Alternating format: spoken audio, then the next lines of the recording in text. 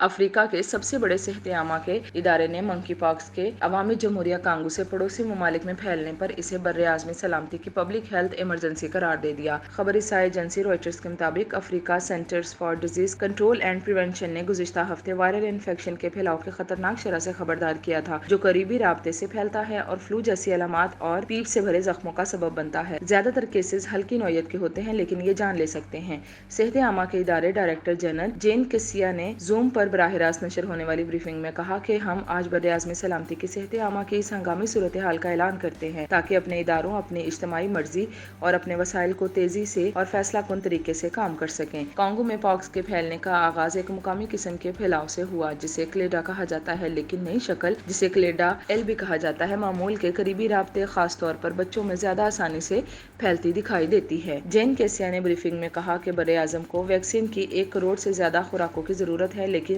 صرف 2 لاکھ کے قریب دستیاب ہیں۔ انہوں نے وعدہ کیا کہ افریقہ سٹی براعظم کو سپلائی کو تیزی سے بڑھانے کے لیے کام کرے گا۔ ان کا کہنا تھا کہ ہم نے افریقہ میں 1 کروڑ سے زیادہ خوراکیں محفوظ کرنے کا ایک واضح منصوبہ بنایا ہے جس کا 2024 میں آغاز 30 لاکھ خوراکوں سے ہو رہا ہے، تاہم انہوں نے یہ نہیں بتایا کہ ویکسین کہاں سے حاصل کی جائے گی۔ صحت عامہ کے ادارے نے کہا کہ اس سال براعظم میں اب تک 15,000 سے زیادہ کیسز اور 461 اموات کی اطلاع ملی ہے، جو گزشتہ سال کی اسی مدت کے مقابلے میں 160% زیادہ ہے۔ براعظم کے کل 18 ممالک میں کیسز رپورٹ ہو چکے ہیں۔ یاد رہے کہ 1970 میں عوامی جمہوریہ کانگو میں انسانوں میں اس کا پہلی بار پتہ چلنے کے بعد کئی دہائیوں سے منکی پاکس افریقہ کے کچھ حصوں میں متعدی ہے۔ وائرس کا کم مہلک ورژن 2022 میں 100 سے زیادہ ممالک میں پھیل گیا تھا، زیادہ تر جنسی رابطے کے ذریعے، جس نے عالمی ادارہ صحت کو بین الاقوامی تشویش کی پبلک ہیلتھ ایمرجنسی کا اعلان کرنے پر مجبور کیا تھا، جو اس کی اعلیٰ ترین سطح کا الرٹ ہے۔